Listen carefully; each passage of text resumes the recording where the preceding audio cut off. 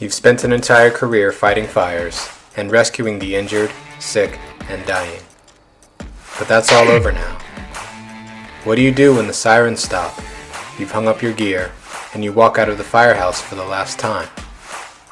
What do you do with your life when the smoke clears?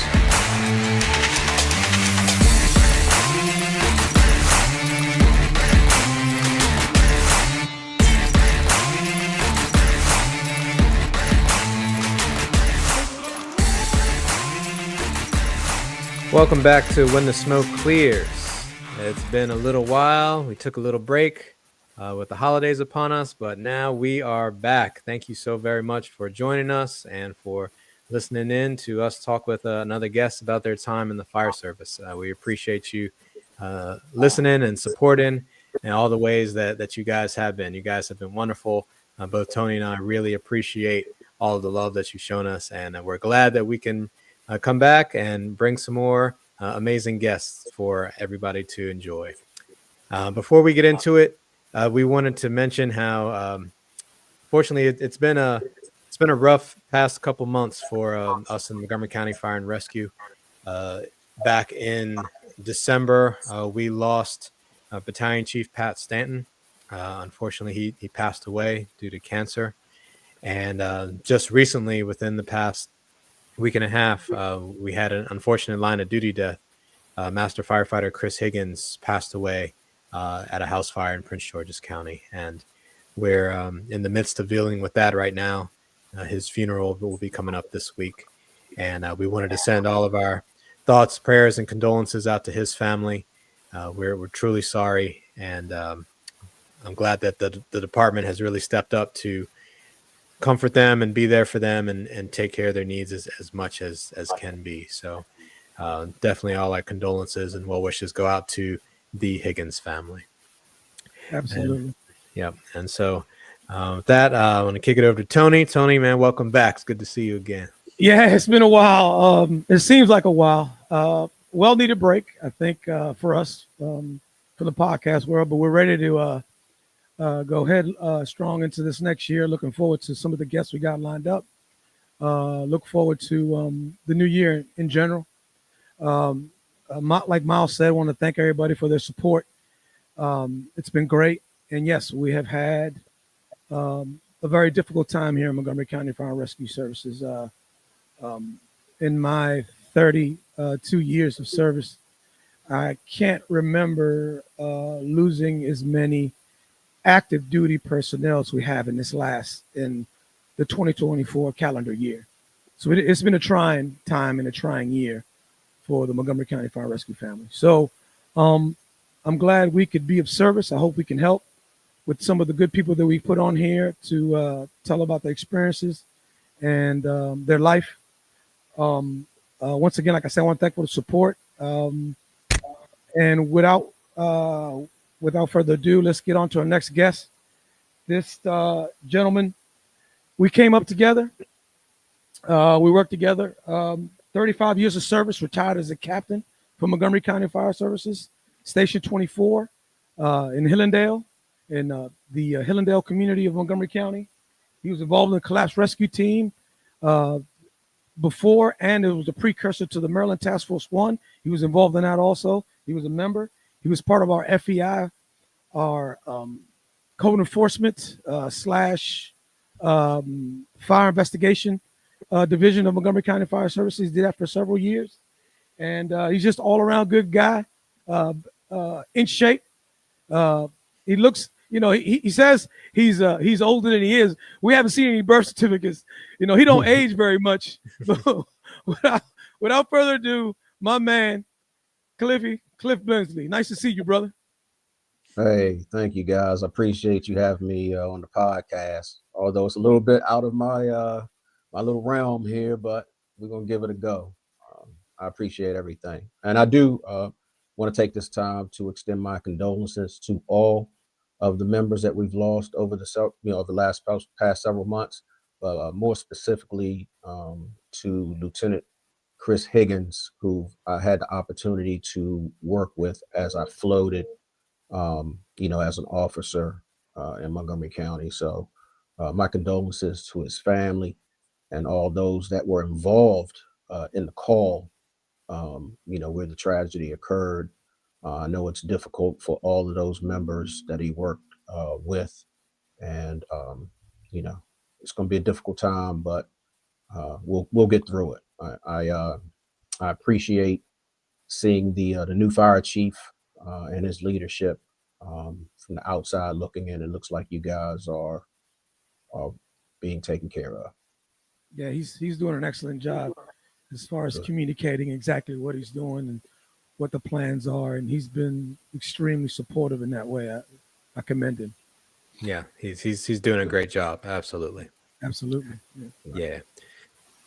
Well, yeah, man. Cliff, thanks so much for joining us. We really appreciate it. Like I said before we started recording, I'm glad that you could take the step outside of your comfort zone and talk with us. Like I told you, you have been a requested guest, so we're glad that you could join us.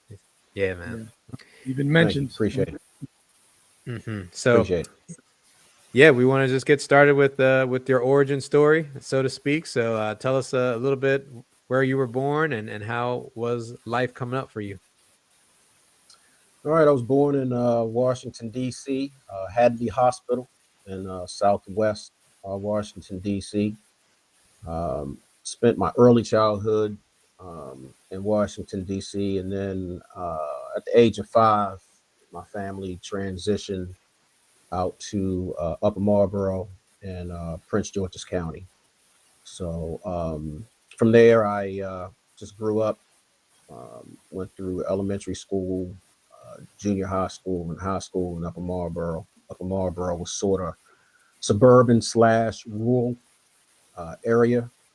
Certainly in the outskirts, it would definitely be rural. It's a big tobacco farming industry on the outskirts of Upper Marlboro, but more so where I grew up, it was more, suburban neighborhood, typically that we're used to. So, grew up in Prince George's County. As you heard through several of the podcasts, I had the opportunity to attend junior high and high school with some of Montgomery County's finest. Chief Vanessa DeFries, retired Chief Battalion Chief Kelvin Thomas, Master Firefighter Damian Langston, firefighter Adrian Lacey, and he said Carl Young, Master Firefighter Carl Young. I don't remember Carl, so that could have been in the time where I was doing my work study program, where you would go to school for a couple of hours and then be able to leave and go to work. Yeah. But grew up in a household. I have an older brother. My dad basically worked for Giant Food for several years, and then eventually transitioned to entrepreneurship, where he opened up a deli restaurant downtown DC, 7th and D Northwest, just south of, it's not the Verizon Center, I think it's Xfinity Center now. But he opened that up. My mom was a secretary for Veterans Administration. She worked several years, there and retired. So pretty much grew up living a middle class, comfortable lifestyle in Upper Marlboro. Okay. And, to this day, my father passed away in 23, but my mom still lives there. So still got my childhood home, still go over there and shovel snow, cut grass, and all that other stuff. All right. So growing up, had a paper route, always. Paper route. Wow. Yeah, man. Washington Star. I had one too. Yeah, Washington Star. Washington Star. I did. Yeah, so just that work ethic that was instilled in me when I was young, man. I started out there and transitioned from that point on. All right, cool. So how did the fire service come into the picture? Well, I think like any child, they're pretty excited when they see red shiny fire trucks going down the road making a whole bunch of noise. And where I lived in Upper Marlboro, I had Clinton's firehouse, Forestville's firehouse, and Upper Marlboro. Sort of, I lived in that like triangle, right? So, back in the 70s, you would hear a house siren go off, and then shortly after that, you'll hear those fire trucks, hitting the road. And, they had the loud exhaust pipes back then and Jake brakes. So, you can hear them coming, especially if it was something, neighborhood adjoining to your neighborhood. You would hear them all coming, at the same time. But so, that was the early part of it. My dad, ironically, he actually ended up saving a lady in a burning home in our community. In fact, it was one of my childhood friends' home. His grandmother was in the house when the house caught on fire, and he went in and saved her. And he got an award through Prince George's County for doing so. Wow. Nice. So that, and then basically right next to my high school was one of the Marlboro volunteer firehouses. So, one day I just had the courage to walk in the door and see what happened. And it was all uphill from there. All right. So Exciting. yeah. So tell us about that. So you walk into the Upper Marlboro Volunteer Fire Department, and what was that like?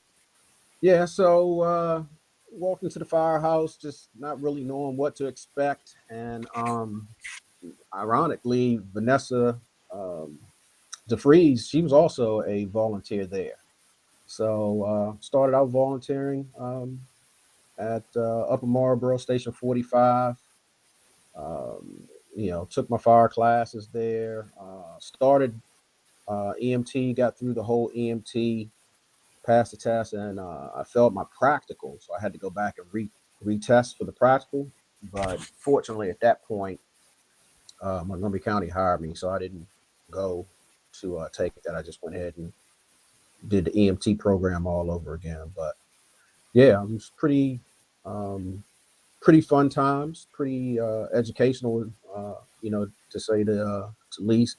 Um, we it was a firehouse that was a combination firehouse. So you had the volunteers, and then you would have a couple of paid firefighters working during the day, and then at night they would drop down to one paid guy. So I was able to meet some of the paid guys, and they were instrumental in helping me get trained and things of that nature. So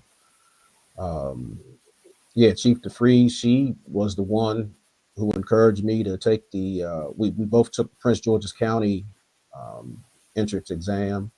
I was put on a waiting list and didn't get hired. And she also told me about Montgomery County. So she was the one who actually introduced me to Montgomery County. I really didn't know much about Montgomery County, just the lower parts, Piney Branch, Takoma Park, Silver Spring area. Yeah, but Rockville, Gaithersburg, Clarksburg, I ain't know much about that area up there, but took the test, and there you go. There we have it. Okay. And so what year was that when you got hired? So I got hired in 1988 and recruit class number 2. Wow, number 2. Yeah, 1988, June 13th, 1988.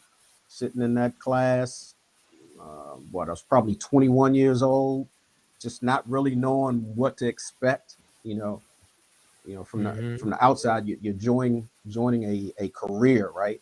A lifelong career. But as a 21-year-old, I don't think I really grasped, what that meant.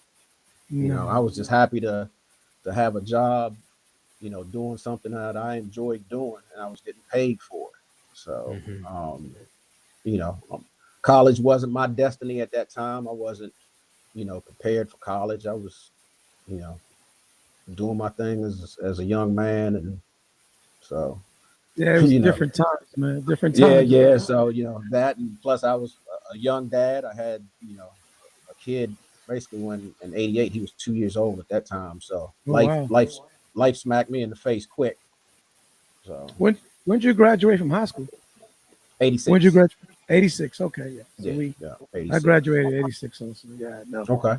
Yeah. So you were crew class 2, Recruit and I class mean, two. yeah, I mean, the county just became a full-fledged fire department. The county took over in Yes. 1988, and you're at the we're talking about the ground floor. You're Yeah. they're just setting up the concrete foundation. I mean, they still they forming the Yeah. concrete. They pouring the concrete in Yeah. 1988. You know what I'm saying? Yeah. I always joke with Kelvin Thomas. I always told him that recruit class one was an experiment, but the actual true number one recruit class was number two. So I joke with him about that. But I had some pretty good dudes in my class. I had, back then it was Chief Mary Beth Mike, and she was running the actual training academy. And Right. I had the instructors were Lieutenant DeHonoree and Jerry Warren. I don't know if Jerry Warren, Marl they Captain. Yeah. they're around, but like the sergeants then were Buddy I had Greg DeHaven, Mark Davis, and Mike McCarty, and the masters were John Bentley, John Fisher, Joe Valella, and Jeannie Hover. So those are all strong individuals that Yeah, they are. will make you work for that earned job that you had. And then just to add some of the guys that I went to recruit school with, I had Assistant Chief Eric Houston, Assistant Chief Scott Graham, Assistant Chief Van Giesen, Battalion Chief Derek Anthony, Battalion Chief Kevin Frazier. And then captains were Bob Lindsay, Craig Blue, Jamie White, Daryl Walker, Lieutenant Sharon Jarrell, Wow. Master Firefighter Darren Carter, Jeremy Gruber, Jeff Clemens, Bill Barber, Paul Burdette, Sharon Warner. I mean, just a whole host of people who have done good things, inside Montgomery County's, job or what have you, inside the Well, career of they had long careers too. A lot of people you long, mentioned there. long careers. Yeah, and Yeah, they had. ironically, Paul Burdette and I were the last two individuals in our class. He retired before me, so I officially was the last member of recruit class number 2. So Nice. sitting in that class at 21 years old, who would have thought that again that I'm going to be in this career for 20 plus years, 35 years, to be the total number that I did. But who would have known that I was going to be the last person standing out of recruit class 2? Yeah, no one knows that when they first get in here, especially you're young. You don't even know anything about pension. You're new to life in general, and that's the bonus of getting hired here because it's a career, it's not a job. And the way, and then you're completely engulfed into the culture. That's what it is. You're just either you're in or you're out. I mean, it's you're completely engulfed by the culture, and this kind of takes up a lot of who you are and what you are in many ways. You try to redefine that as you get older. You know what I'm saying? But in your youth, you really dive into this with 2 feet. And I mean, they're putting papers in front of you, like sign this, sign that. You're like, I'm 21 years. I don't know what I'm doing here. You know what I mean? So you do your recruit class. Where was your rookie station at? Where you start? So I graduated in September of '88, and I got assigned to Hyattstown, because at this time it was still Hyattstown Station 9 and 29. So it was Hyattstown, right? So Station 29 was the actual assignment. So okay, all right, Germantown. Yeah, and at that time, I think in October of, I want to say maybe '89 is where they got their own corporation or what have you, where it ended up being Germantown. But did day work there, and that was tough, man. Working day work in Germantown. I was living in Greenbelt at the time, but just day work every day. That long drive, 5 days a week, man. 10-hour days. Man. No Kelly, no nothing. Yeah. And then at this time, Battalion Chief Thomas and I, we're roommates, right? And he's already graduated. He's working in Gaithersburg on shift work. I'm getting up every day going to work on day work. hating life, hating life. So I do like a year at 29, and then we had to end up getting transferred to Station 9. So now I go to Station 9, right? And 1988 Station 9 is a it would seem to be a country in itself, up there. I mean, like Very rural. rural area, not much going on. At that time, I think we ended up working, I think it was still 5 days a week, but we ended up at some point transitioning to do a 12-12-24 schedule, which sort of made it a little more bearable, right? So you would work your 2 12s and you would do your day work of your first 24, and then the second half you're detailed out at night or whatever. So you were at the county's beck and call, back then. But I had some good times there. It was a little difficult. Station 9 and 29, they were going through their own cultural issues. Back then. I remember being at 9 and hearing one of the volunteers say that he didn't want no N driving his rescue squad. If you know what the N is, right? Yeah. So Oh yeah.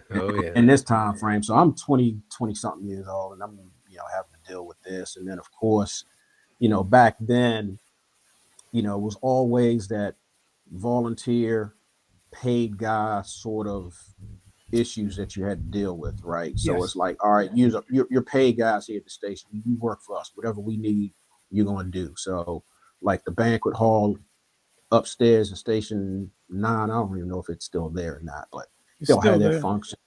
We'll come in on Monday and they want us cleaning that up. It got to a big issue where, just dealt with some racial tension, at Station 9, right? So in my mind, I'm like, why am I here? I could not understand why I was stationed, there. And I had a lot of my other classmates are working in, 6 or Gaithersburg and stuff like that, right? But, we end up getting through it. Up there, I had some great firefighters that just kind of helped, get things along. We just kind of knew we were in a bad situation altogether. So we were going to, do what we have to make it work. So, I mean, I had like Rob Rutten that was there. That's a good I had Chief Strock was one of my, was he a captain then? No, I think maybe he was still a lieutenant, but I had him and Sergeant Bird was my sergeant. Carmine Coletto, I don't know if you remember him. Yeah, Carmine Coletto. He got assigned there, and just he was a funny guy, and just just made the situation a little more lighter, to deal with. Rick Morrissey worked there. And some of these guys are like older guys that Russ, you may not have known at the time, unless they were still around when you got in, but Karen Stitley, Mark Hopkins. Yeah. So I mean, we're all there hating it, together. So we all have something to to be mad at, but like, all right, well, we're here, so we just got to deal with it. So got through that, and made me a better person. So you do your time there. When you get out of there, you go somewhere. I mean, do you get checked off to do all the things that you do? Do you get checked off the wagon? Do you get your 5-3 there? No. I wasn't even there long enough. I did my 2 years up in the northern part of the county, and I rolled out, gone. So so I ended up leaving there around 90, going into 91, and I go to my next assignment, which is Station 2. The Deuce. Yes, sir. Takoma Park. Yeah. Takoma Park, the one and only. So Yeah. Tell us about that. man, that's where I got my roots. I said I volunteered before, but you just wasn't. It wasn't the same being in Upper Marlboro versus being in Hyattstown or Germantown. When I went to Takoma Park, it was totally different. And ironically, when I was in recruit school, when you go out to the stations for your EMT skills day or whatever, I went to Station 6, had a good time there with the guys, and I went to Station 2. Well, I went to Station 2, ended up running a fire. They ended up getting in a fight in 7333 New Hampshire Avenue. You get a fight with PG County, or you fighting against each other? No. It was like it's an assault or something that happened in one of the high rise. They just given the EMTs or from 2 at the time, just a hard time, and they ended up scrapping in the hallway. I'm like, man, I think this is where I want to be. So it was a good time, man. It was a good time. So of course, when you graduate, they ask where you want to go. So Station 2, and I think I put Station 6 on there, right? So so first opportunity, I applied for Station 2. First time I was able to do it, I got in. I went to Station 2 on the B shift, and at that time, I had some really good guys that kind of shaped and molded, my career. That started, I would say, my aggressive nature in the fire department. Some people may not like that term, being an aggressive firefighter, but it is what it is. That's how we did it. So I got there. So came up. Yeah. Yeah. I mean, that's where I came up. When I got there, my lieutenant was Mark Fortin, and I had to work with Sergeant Bird a second round, and I had people like John Freeberger, Dan Maxwell. Those were guys that were on my shift. I had Carlos Berciarte. He was on the shift at the time. Too. Yeah, Bear. He just retired. Yeah, he did. Congratulations to him. Yeah. So worked there, and then at some point, I had to go to A shift for a little while. I think it was something about drivers that they needed or something. But I did get checked off as a wagon driver on B shift at Station 2. So I go to A shift, and that's Mark McKenzie. Oh man, I got an opportunity to work with Chief Love was a lieutenant at the time there. I had several officers. I had Paz work there. And, if you had the opportunity to work with like Mark McKenzie or Mick, he and, those guys, Lieutenant Maltrip was lieutenant on that shift at one time. They set the stage on how you operated there at Takoma Park. That was, how you bought into that program of how you operated, getting out the door quick, getting on the scene, making sure you dressed, charging the supply line, even if it wasn't a working fire, or, throwing ladders or putting a stick up.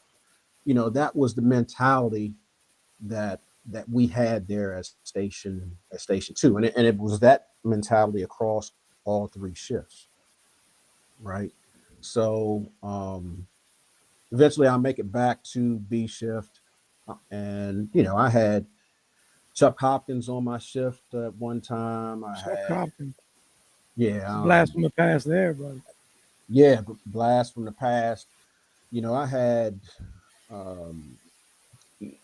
I basically my again, when you talk about people who were doing and molding things, Kevin DeFreeze and Master Firefighter Kevin DeFreeze and Master Firefighter Joe Skinner, they basically ran our shift, right? And so you figure at that time, I'm probably 23, 24, and we're all sort of like around the same age. We're all operating, the same, but, they help, to mold me. And then, we had other folks like Tim Brown, Donald Heflin, Mark Torrey, Barcenas, Walter Obama,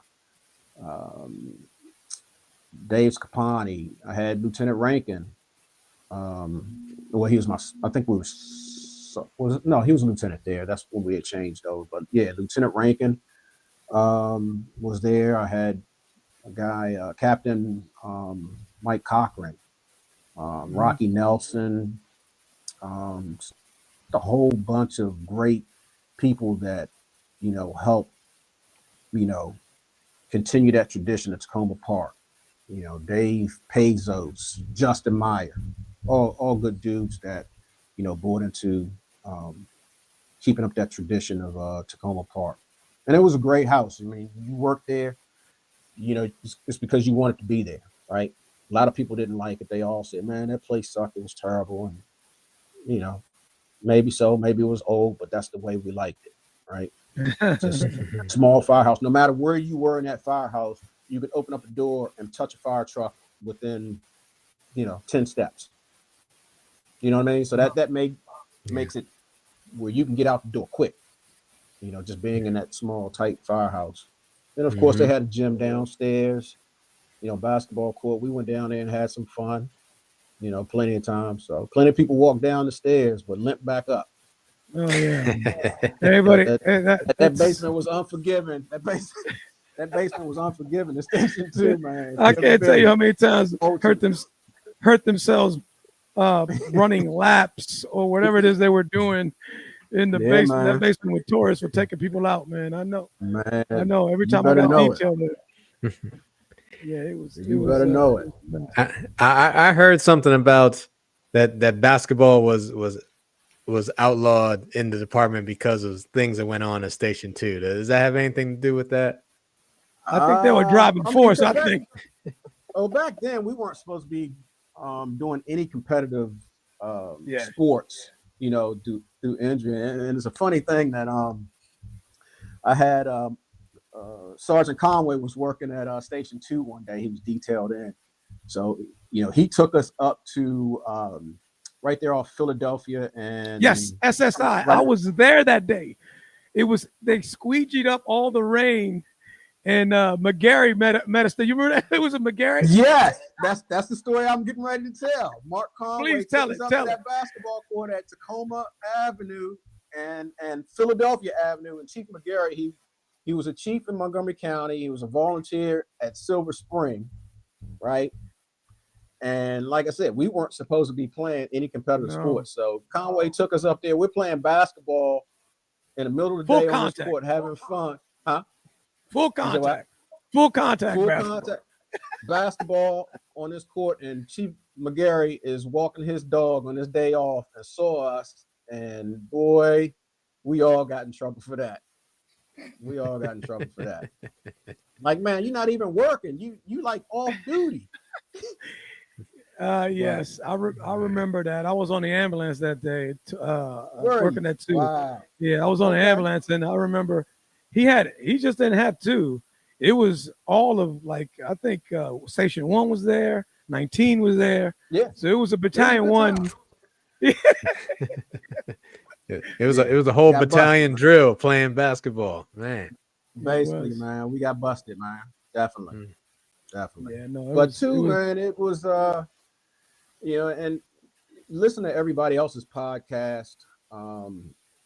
When you talk about like just that small bunk room that we had there, and having your bunker gear in the bunk room, man, we just sleeping in, sniffing those carcinogens all night long, man. But we ain't know any better. That's what we loved, man. Like, man, we were doing it. And then of course, you're right there on the Prince George's County border. So if you weren't getting any calls in Montgomery County, you were getting them in PG County. And the only thing that the Montgomery County guys would hear is, beep beep, mutual aid to Prince George's County for the house fire. Engine 21, truck 2. They didn't know what we were doing because it wasn't like they had PG portables. But yeah, good time, man. How long did you stay at 2 before you transferred out of there? Was it a promotion to transfer? So Yeah. So I got promoted and I stayed there 10 years. So I got promoted in 2000 off of the 98 test, I believe it was. So I got promoted there and I went to Station 15, C shift. Wow. So So what made you yeah. want to promote? I mean, you're in that you're having a good time, and a lot of times, when you're having a good time and it's work, so you love what you do.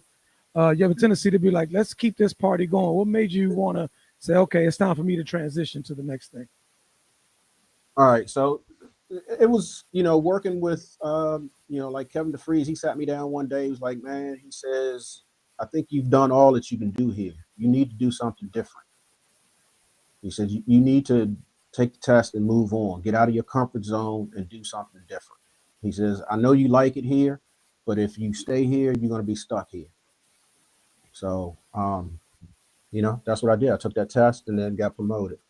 So, but before we go to this promotion at 15, and I don't want to take up too much time, but I No, do, you good. I have to hit a dark time for me that was at Station 2. So Station 2 by far was one of my best assignments. I loved it, but also it was a time when I made the worst mistake in my life uh, working in the fire department. So it was April of 1995, and I was assigned to I was driving a truck and I knew my streets, like Captain Rankin had mentioned, it was a small area, um, at Station 2. So we all challenged each other to know the area, right? So I was assigned to drive the ladder truck at Station 2. And like I said, like to get out the door quick, you know, pretty much every assignment I worked, I pretty much had my bed somewhere close to the door where I could hit the floor and roll. So middle of the night, call comes out for a house fire, reported people trapped. I'm uh, driving truck 2. So I blow out the door, 100 miles an hour. And in my mind, I'm visioning that this building's on fire. Like I can see the building on fire. I can see what I have before I even get there. Mhm. Talking to my officer, I'll be like, hey man, just, be careful, because we had a rookie that was in the bucket at the time. And the call was dispatched at the intersection of Flower and Garland Avenue. Mhm. I know what I said. And if you worked in Takoma Park, the majority of Flower and Garland, they run parallel with one another. So I tear out the door, going down Carroll Avenue, past the hospital. I make a left on Flower Avenue, where I should have made a right. Reported entrapment. So it wasn't until I passed engine 11 right there at the college. And apparently they had just cleared a call, so they were already on the air. Um, and we're passing each other. And at that point, I'm like, where are they going? Like, how could they not see this building that was on fire? And I said to my officer, I said, can you check the address? And he checks it. And they say Flower and Garland. And I'm like, Flower and Garland? And somebody marks up on the air and says, down by the creek.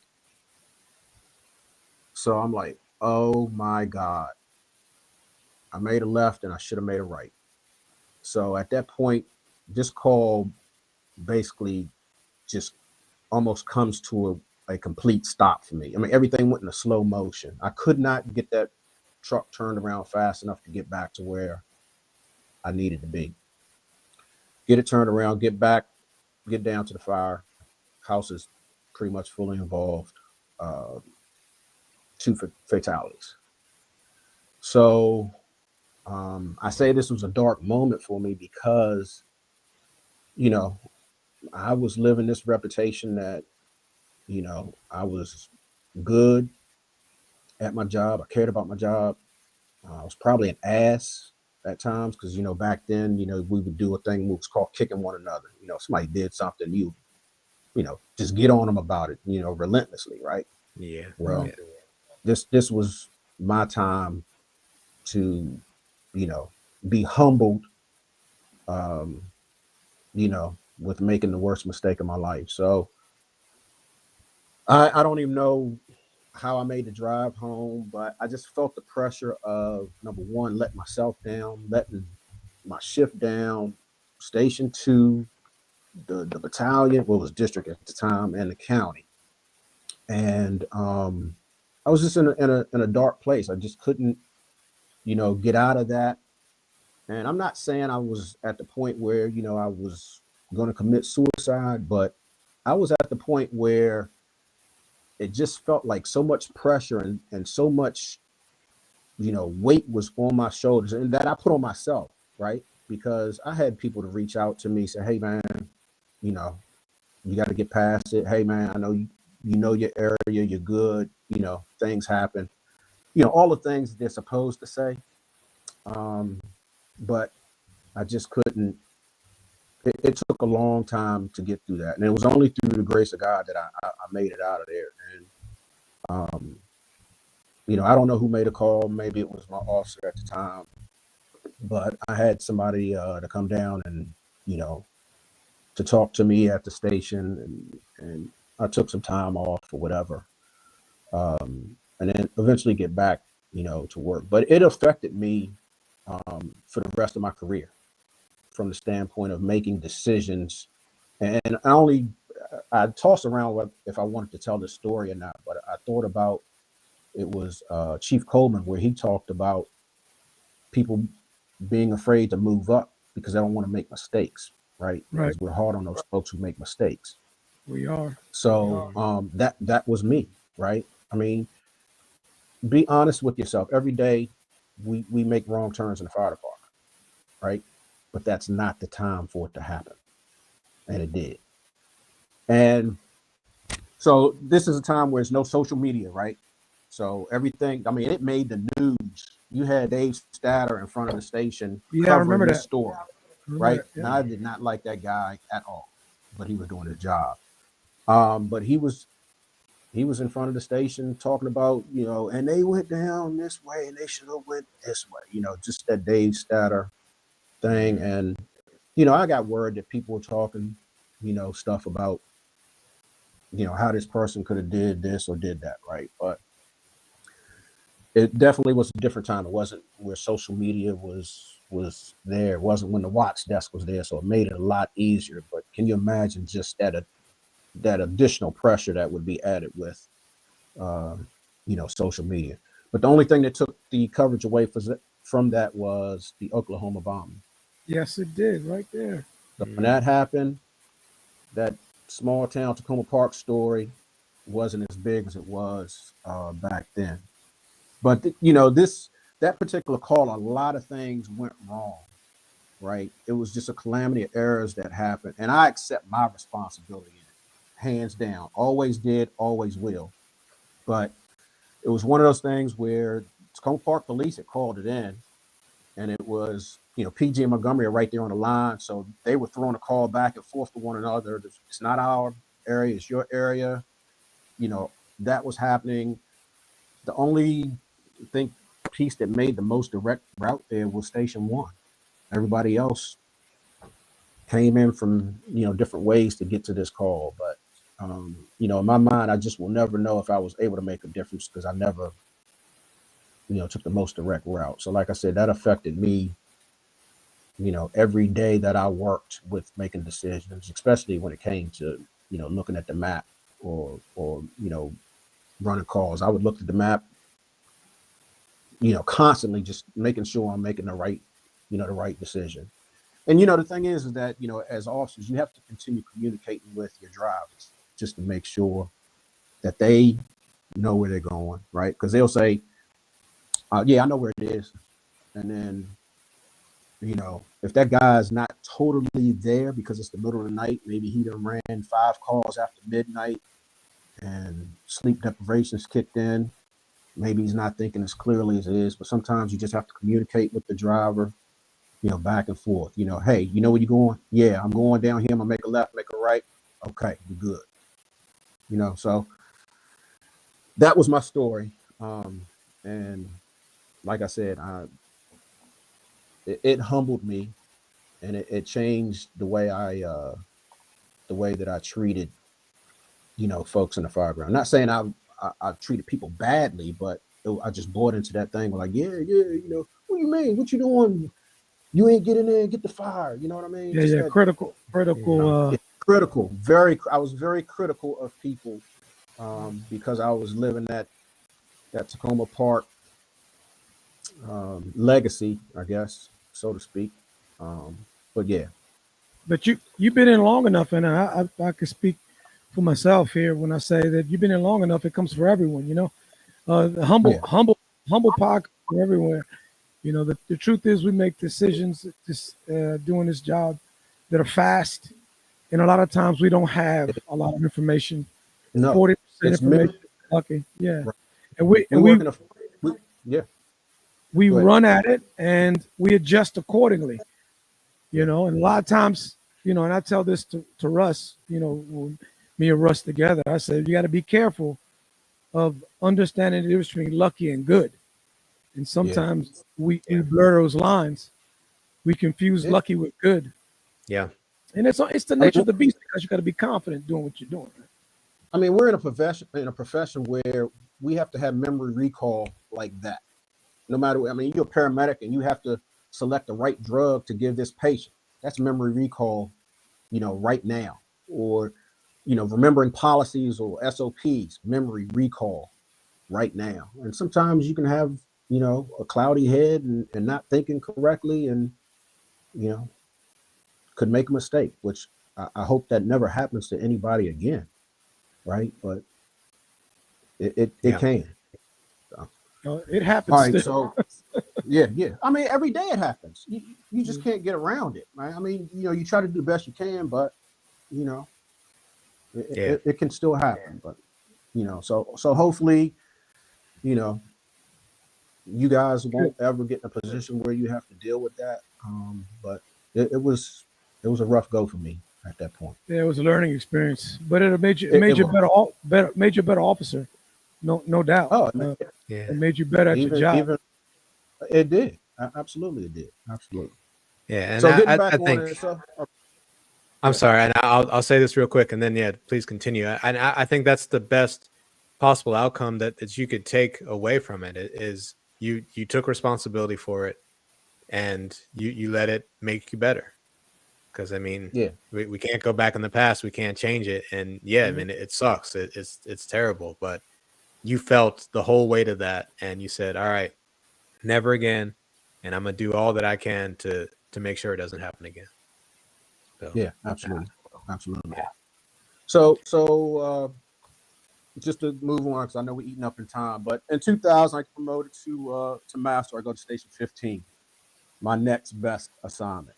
Right. So again, it's one of those situations where you either love to be there or you don't. But as a master, it wasn't a bad riding position for me at all in Station 15. So, but I had a whole list of officers to come through Station 15 because, you know, they didn't want to be at 15, you know, just a volunteer career thing that was going on. But yeah, it was my next best assignment. And ironically, the first day as a master, I get put out on the third alarm, officer riding the seat of the wagon. Mm. Talking about busting the cherry, very first day. Yeah. Hey, welcome. 11157 Castle Boulevard. Oh yeah. Yep. Yep. That's good So stuff, man. Nice. yeah. So what Nice. Yeah. made you you're a master for years, and I know I would bump into you in my travels as a lieutenant, as a float lieutenant. I floated a lot, and we Mhm. talked. I know me and you personally talked about what you need to make the next move. You know, the next move to, and I'm sure I wasn't the only one to talk to you about this. What made you finally say, okay, I'm gonna take this? Because once you get master, that gig could be that's basically everything you want in the fire service. If we're talking honestly, you're driving fire trucks, you ride the seat every once in a while, you got your hands in Mhm. everything station wise. So you're the pivot guy, you're making everything move. you're running the firehouse on a daily basis, right? What Mhm. makes you want to go to lieutenant and to become an officer? I mean, just a lot of officers that I had, that wanted to continue pushing me. I was satisfied where I was doing what I was doing, right? So at 15, I ended up. That's where I was able to join the FEI program, part time, right? So once I moved into that fire investigation technician program, um, and worked in that for a couple years, I thought, well, maybe I want to transition to becoming a full-fledged fire investigator, one of the lieutenants working in the office. So you had to promote at that time, right? Because you had to be a lieutenant in order to go through the police academy and all that other stuff. So just that definitely um, pushed me a little bit. And like I said, I had so many people um, you know, to tell me to move up as well. But yeah, so that's what kind of pushed me to move to up the ranks or whatever. So you get promoted to lieutenant, you take that test, which is a battle unto itself, top 45. You take the test again. There's a stress level there. You get through all that, and they promote you. Where do they send you? Where do you go? What do you do? So after the technician program, uh, they there were some positions in FEI that opened up, and we all competed for that. It was me, Mark Wharton, um, Jamie White was there, Donnie Boyd was there. So we took the test, in-house test, and I got beat out. So at that point, I'm out of FEI. So now I end up getting promoted as a lieutenant. Well, actually, I got promoted as a lieutenant in the office, and then at that point, I hit the float pool from there. So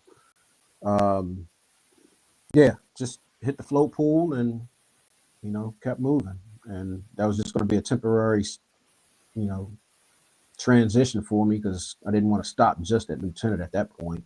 I might as well go to captain. There ain't really that much difference between what the lieutenant does and the captain does, to tell you the truth. Mm-hmm. Yeah. And what was your time like as a float officer? Like, how did that compare with everything that you had been through as firefighter and master? Because the float officer position is a very unique position. So what was your experience like as that?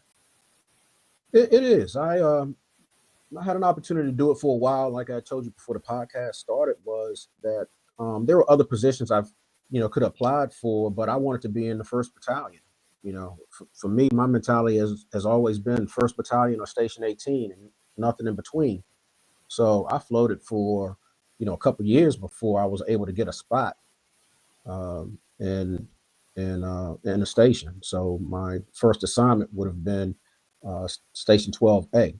But I enjoyed floating, right? So you get a chance to move around, um, work with different people.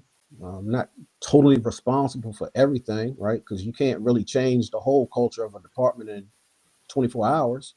So you just go there and try to be the leader for the 24-hour shift, and next shift you're going somewhere else. So Yeah. Yeah, and that's very true because I mean, as most folks know now, I'm a float officer currently, and you're right, man. You're there for 24 hours and then you're gone. yeah, So there's like you're the officer for the day, like you are the responsible individual for the day, but yeah, you're not going to change the culture of that station and that shift in 24 hours. You can have an impact, of course, yeah, but it's limited to a certain extent. And it sounds like by wanting to stay in the 1st Battalion that you were working with people that you already knew, that you had a relationship with for the most part. And yeah, so and I think our guests that have been on the show who have worked down in the 1st Battalion know that for the majority, everybody on the 1st Battalion is on the same page. Like Everybody Yeah. is there because they want to be there. They want to be good at their jobs. And it's not to say everybody else in other battalions and stations aren't like that, but the people who work down in the first, they know that it's like that. So I can Yeah. understand the desire to want to stay. Yeah, down. a lot of esprit de corps in First Battalion. I worked at Station 12 as a lieutenant for Yeah. 2.5 years. Yeah. Yeah, so it's a lot of esprit de corps, a lot of dedicated people, a lot of dedicated. Not Yeah. saying other places aren't dedicated to. That's not what I'm Right. trying. I'm not. Everyone's cares about what they're doing, but the speed at which Yeah. they feel like they got to do it because they're so close to each other ratchets up the intensity level. You know, Yeah. so that's And what you get. Yeah. and I've always worked right there on the border, man. So all my stations pretty much have been on the border, with the exception of 19, and we'll get there in a minute. Let me swing back one quick second to Go my ahead. Burtonsville days. So get there, get checked out, engine, truck. So now I have to get checked out on the squad, and this was before they actually did the county checkout. Yeah. So I just followed Burtonsville's checkout program, right, that they were doing for their in-house volunteers. And I reached out to Captain Monty Fitch, say, hey, can I, transition to some of your rescue tech classes or whatever, so I can become a better squad driver or whatever. So he let me come in for some of those classes, and I ended up getting checked off, as a squad driver.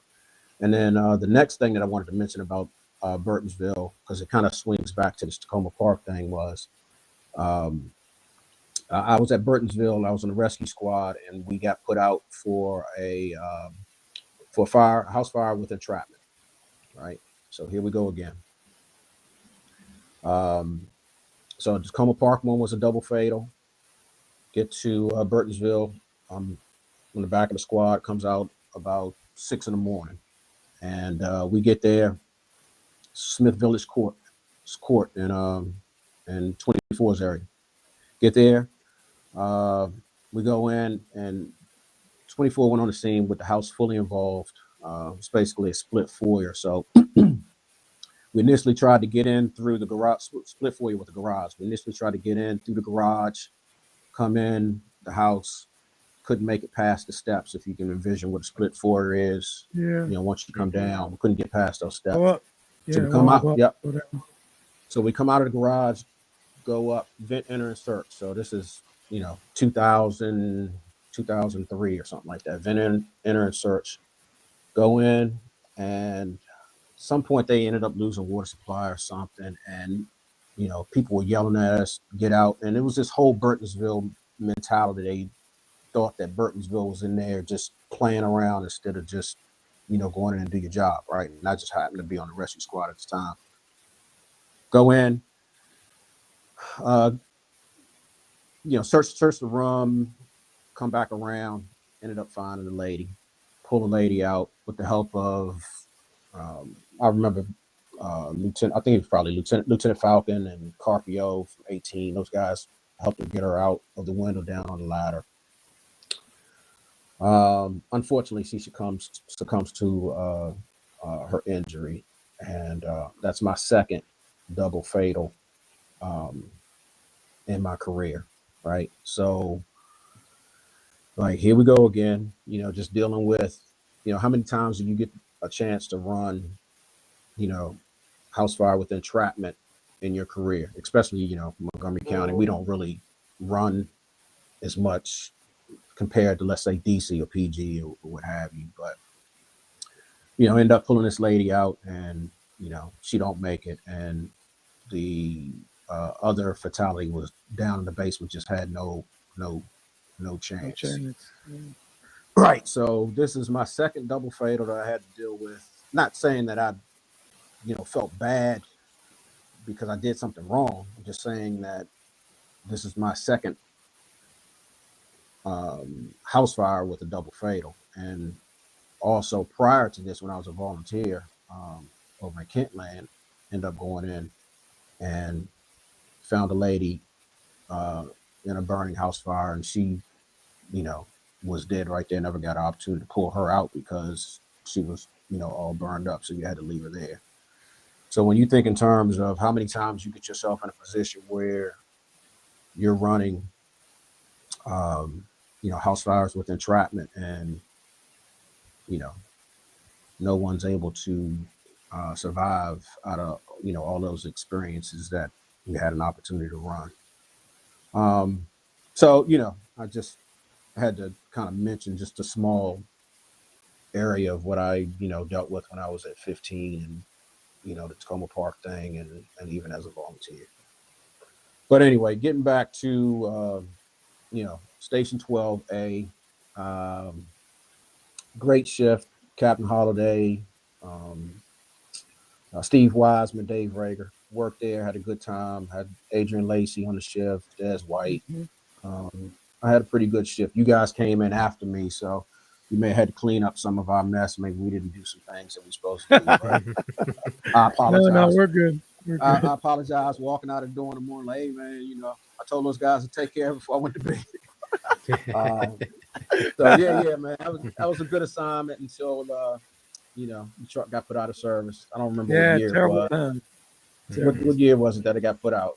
Was it 2005?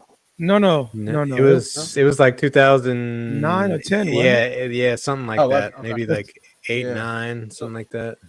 Because I had to go to 31. Yeah, I had to go to flow pool in 31. Yeah, so back to all three of us got booted out. Yeah, they booted all three of us out.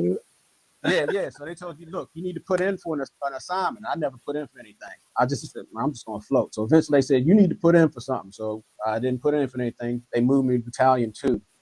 Didn't like that. So only. I mean, I'm not saying anything bad for those guys. They do, well with where they are. It's just, right. I didn't know any area over there. Didn't know any streets. I quickly put in for a position. So ended up coming back to A shift as a float. So I got, the opportunity to float there until I went to 19. Who was the other lieutenant there? It was me, you, and who else was Wasn't it Pete Dugan? Pete Dugan. Yeah. Was Dugan? Okay. Mm-hmm. Yes, it's Pete Dugan. It was Pete Dugan. Wow. Yeah. I'm trying to remember. Yeah, Dugan. Yeah, Dugan's a battalion chief now. Yeah, it was Pete Dugan. I remember the truck. And it's funny because it only rides 3 people, but it brings a bunch of other personnel with it besides the 3 people that ride it, right? And throughout the truck, and I'm saying nothing against 12, it changed the entire firehouse. Yeah. I mean, it was just so many people. The shifts were big, man. It were big shifts, And then when they leave, the truck leaves, you're like, I don't know. I thought it was a better place with the truck there. I thought. Yeah, absolutely. Agreed. Agreed. 100%. So you back to floating, but then you said you get a spot at 19. Yeah, 19A. So that was the next great station that I was able to work at. I had John Hannigan was my captain, and I was the lieutenant on the ship. John Hannigan. Hannigan. You throwing some names out there. Man. This is a bottle. This is an SCBA. Yeah, man. He's a fireman, man. He used to work at Takoma Park. No. He's legit. He was legit. Yeah, he worked at Takoma Park back in the day, worked at 12. But, he's at the point in his career where he's slowing down and I'm still speeding up, right? So I had Hannigan. I had Master Firefighter Frankie Davidson, Jim Beacon, Mandy Collins, Caproni, Kurt Goodbro, Art Russell. And then I had Jerry Bass was on the shift. And unfortunately, I don't know if you remember that time where he was and his wife was shot. And unfortunately, Teresa succumbed to her injuries. But dealing with that situation, although it was a tragedy, what I was proud to see was that the department came together and rallied around, this unfortunate incident that happened off duty, right? So I got a chance to see how, the union stepped up and, everybody just stepped up, to help him out. I want to say in a whole year, I think he only used maybe 2 shifts of sick leave just from everybody working for him. But, he had some serious injuries. He has some Yeah, serious. he had some serious injuries, and he didn't think he was going to be able to make it. So he came back, and of course he got in a drop. Um, and then I was fortunate enough to be able to work with him again at Station 24 when he retired. But yeah, so yeah, 19A was good, man. It's just, this is where, I heard the term, and I don't know if you guys have heard it, socks on or socks off. Have you ever heard that? No, what's that? No. Well, the young guys at 19A, they had this thing called socks on or socks off. So apparently, when they rode with Hannigan, they could sleep with their socks off. But when they rode with me, they had to sleep with their socks on because we needed to get out the door quick, right? So I guess they figured with Hannigan, they had time to put the socks on while Hannigan's going to the bathroom, and the wagons out there, running, they waiting on him. And, we pulling out the door, and I'm, giving the dudes the finger like, ha ha. And, we leaving. But yeah. So that was a good time. We had some good times there. Socks on, socks off. So challenge your shifts. Are y'all sleeping with your socks on, or you sleeping with your socks off? Always That's a good one. Always like mine on. No, it's socks on where I'm at. It's always socks on. No. It's always socks on. Always socks on, right? Yeah, there's never socks off. There's never socks off. Yeah. So good shift, man. So you're at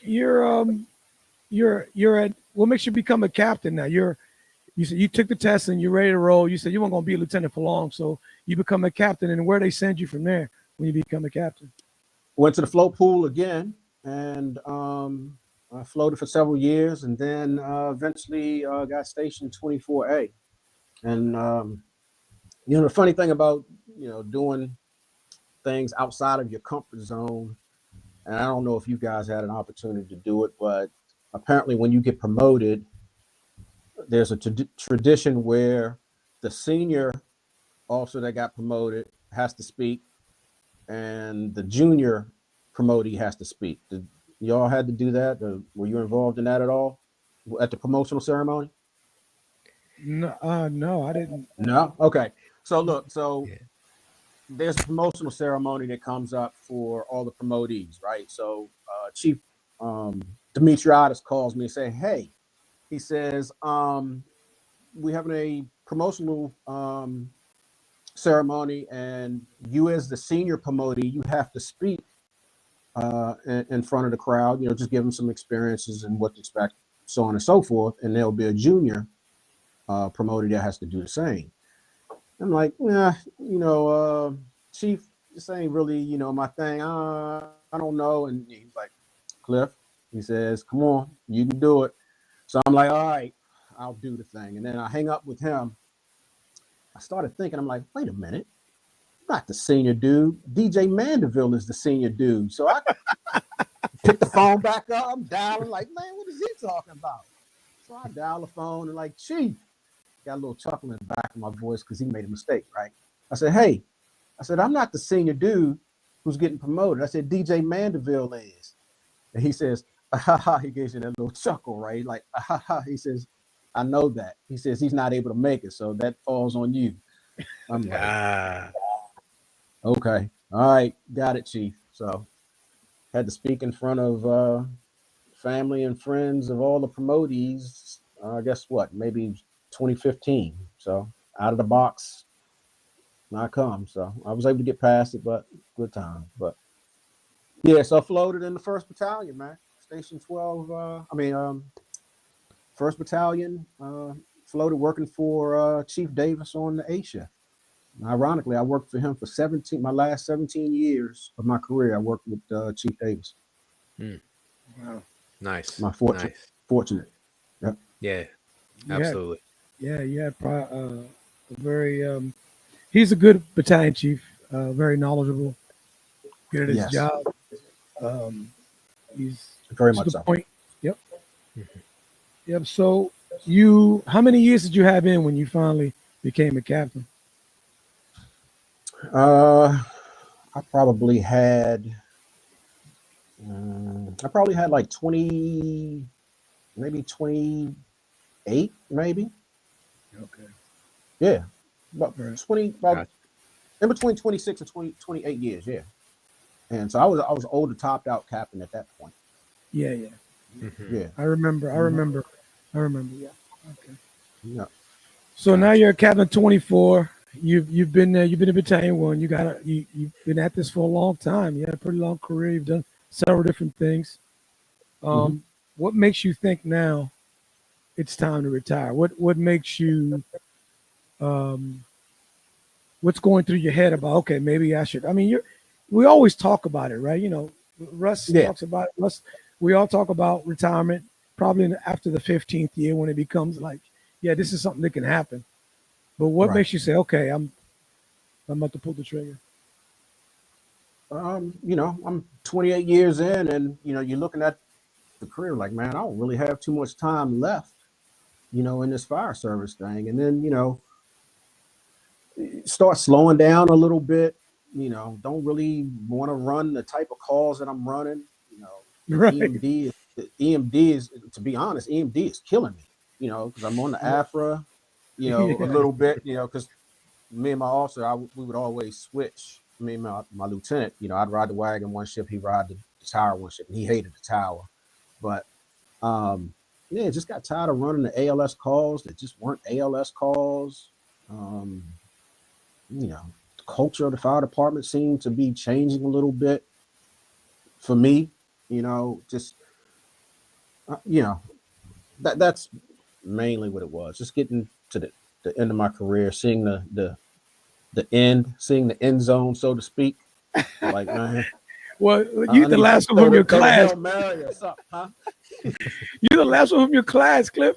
I mean, he's like, that's what I tell these guys when they're, because I'm at the end. I'm only got like 8 months left in the drop, 9 months left in the drop, and I tell people, man, the party's over, man, and I'm still hanging out.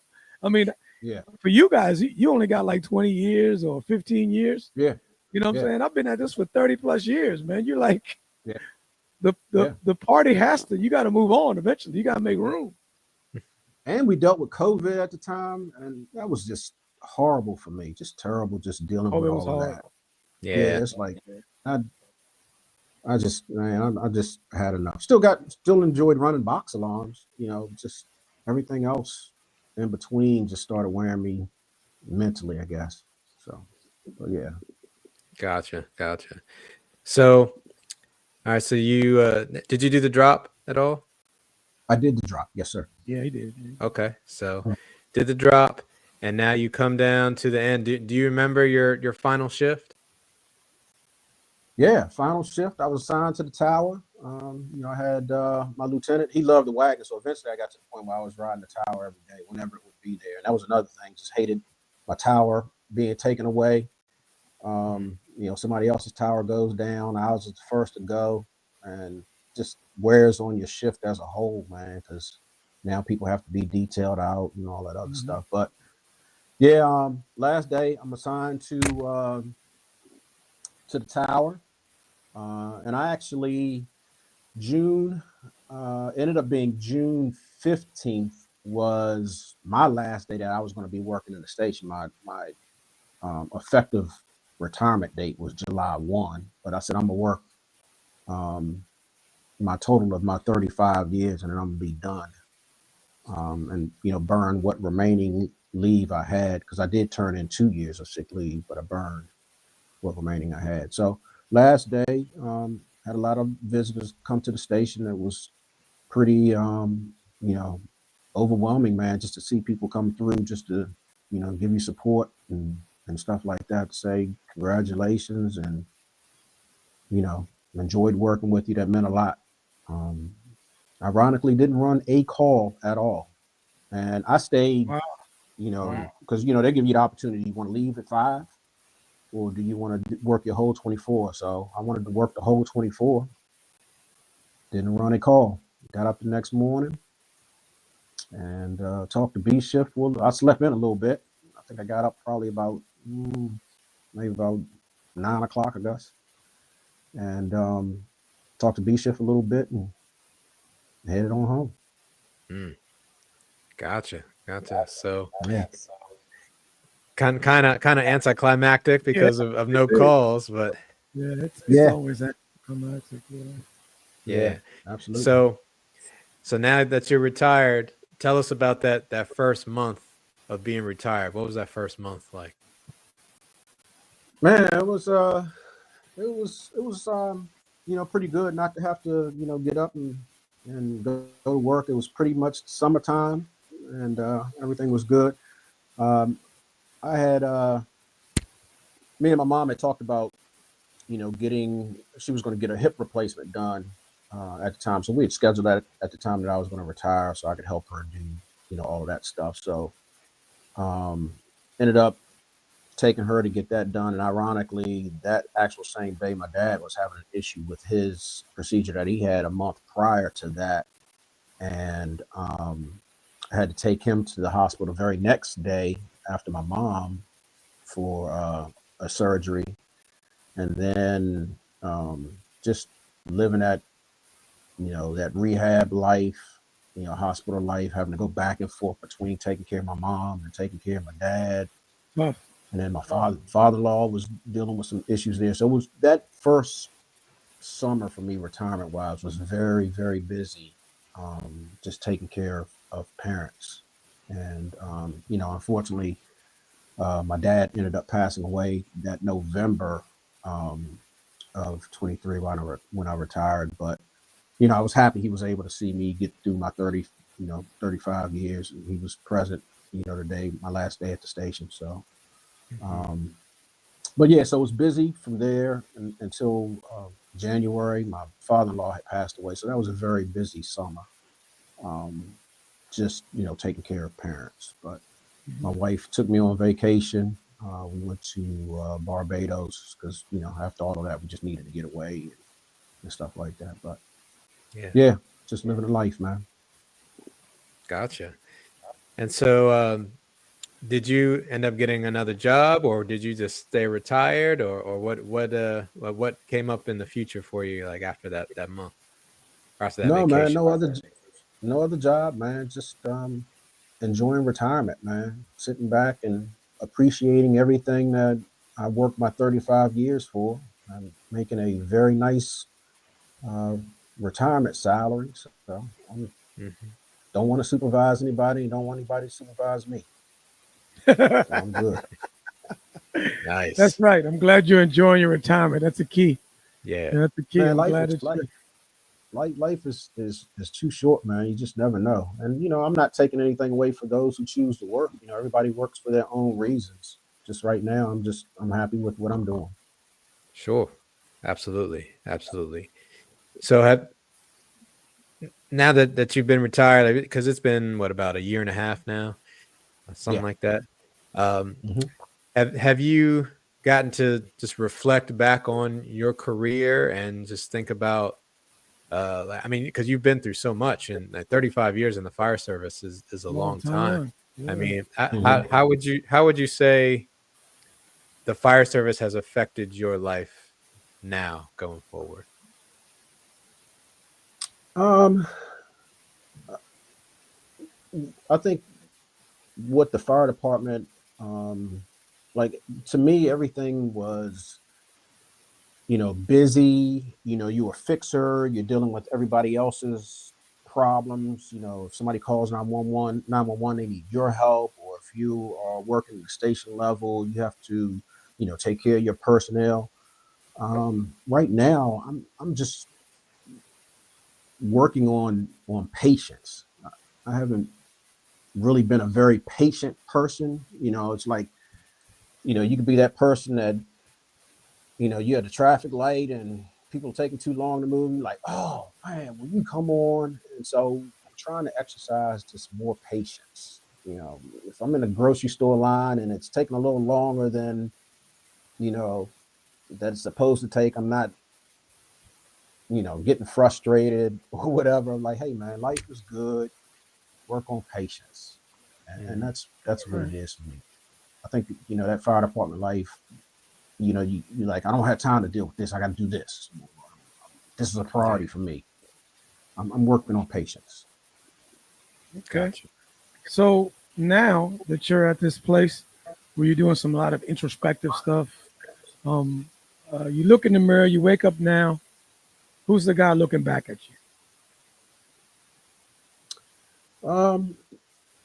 You mean how do I feel about the guy that's looking back at me? Yeah. How do you feel about the guy looking back at you? Yeah. You know, I'm excited that he you know got into this career not really knowing what to expect as a young man. Progressed through the system, treated people well. I think I did the job well, and I'm just thankful and blessed that I had the opportunity to get hired and to work for Montgomery County and to meet a lot of the people along the way. So I'm proud of what that individual accomplished, um, just over the years. Okay. All right. No, that's great. I mean, I'm here to tell you that you did affect people in a positive way. You were a good employee. You were a good firefighter. You were all those things. You were a good citizen. I'm sure people have told you this, but we say it to people when they leave here after they tell their story and do an accounting. That job well done, brother. Captain Billingslea, you did good, bro. Yes, sir. You did good. Thank you. I appreciate that. I had great mentors along the way, man. Great mentors. Yeah, absolutely. And if you could say one thing to, I guess, both young firefighters listening and firefighters who are about to retire, what would be your message to them? Young guys, I would probably say, man, look, take care of your bodies, take care of your mental and your cognitive skills, and just be nice to people. It doesn't cost anything to be nice to people you work with or the public that you're serving.